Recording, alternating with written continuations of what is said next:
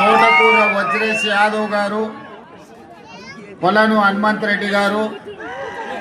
Hydraa commissioner గారు, Cyberabad municipal commissioner గారు,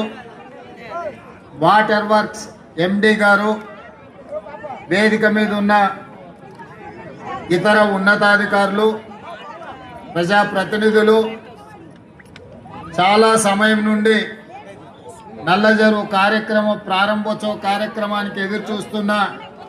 కుక్కట్పల్లి యువమిత్రులందరికీ కూడా మనస్ఫూర్తిగా అభినందనలు, ధన్యవాదాలు తెలియజేస్తున్నా. నిజంగా ఈరోజు ఇక్కడికి వచ్చి నల్లజరువు అభివృద్ధి కార్యక్రమాన్ని చూసి